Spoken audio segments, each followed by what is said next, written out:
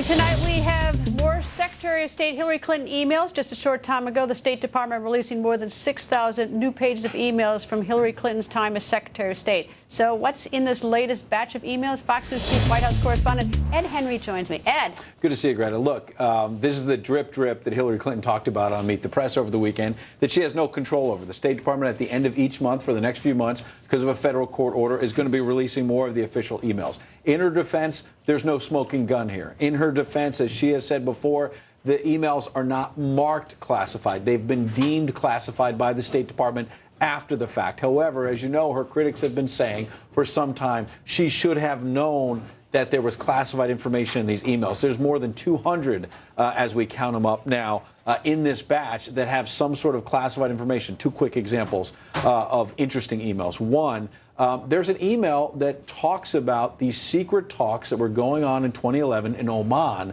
that paved the way for the Iran nuclear deal. This was one of the most sensitive secrets within the Obama administration, that these talks were going on. What was said in this email, we don't know because it's blacked out. Second email, summer of 2011, there's a massive hack of Gmail. A State Department aide sends a note to Hillary Clinton saying, we got to do something. We should go public with the fact that our systems are so messed up that we have staffers using their personal email accounts because the State Department can't keep up with it. Cheryl Mills jumps in an email and says, no, let's not do that. It will bring more attention to the fact because Cheryl Mills says she faced an attempted hack. And if they put this out publicly, more people might try to hack them. So in the summer of 2011, they knew behind closed doors and within their email that this was a security threat, that this could be a PR problem, and yet they continued doing it. And it's funny, just in the last few moments, the White House put out a press release saying this is National Cybersecurity Awareness Month. Kind of an ironic twist, Greta. They could have waited on that one. Anyway, Ed, thank you. Good to see you. Former Secretary of State Hillary Clinton's email scandal has plagued her White House run. It's even taken a toll on her favorability among voters. Can Secretary Clinton dig out from underneath this mess? The On the Record political panel is here from the Boston Globe, Matt Pfizer, and ABC News political director Rick Klein. Rick, except for the announcement from the White House, that didn't help to make it National Cyber Security Awareness Month or whatever this is.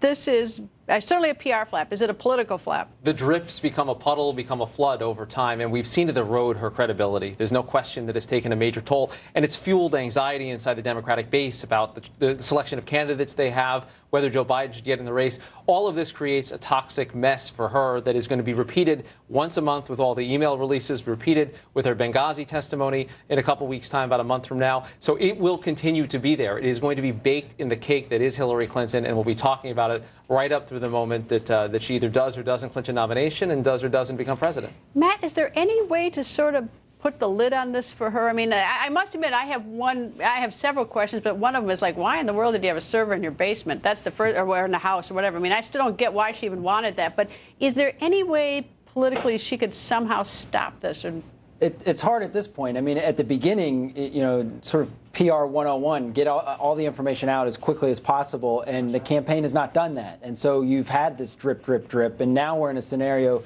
of the monthly release of emails, which reminds us of that. So she's really lost control of the story.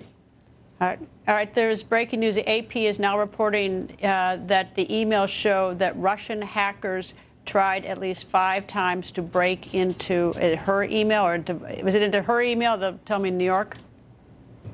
Into her email, into her private server. That's what the AP is reporting. Breaking news, just crossing seconds ago, that Russian hackers tried 5 times. Wow, it's the first time hearing of this. It's hard to say. I mean, she has held out the security of her own email versus the security of government systems, pointing out that there had been no evidence that she'd been hacked.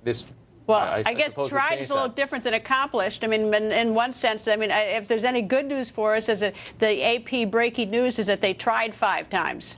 And didn't get it, presumably. Didn't get it, yeah, presumably. I mean, I don't know if, maybe they tried another, I mean, I don't know what else, but that certainly, I mean, it certainly shows the vulnerability. It certainly shows you the target. It certainly shows the reason why you need to have a secure email system. And that's going to raise the questions, I think, from critics of this all along, is you had this private server opening up potentially to vulnerabilities from foreign governments trying to hack into it without the security of the federal government monitoring it. Yeah. Well, anyway, let me repeat. AP breaking news. They're just crossing the AP wires that Hillary Clinton's emails that there are indications that Russian hackers tried 5 times to hack her emails. Anyway, Matt and Rick, if you'll just stick around, her server rather.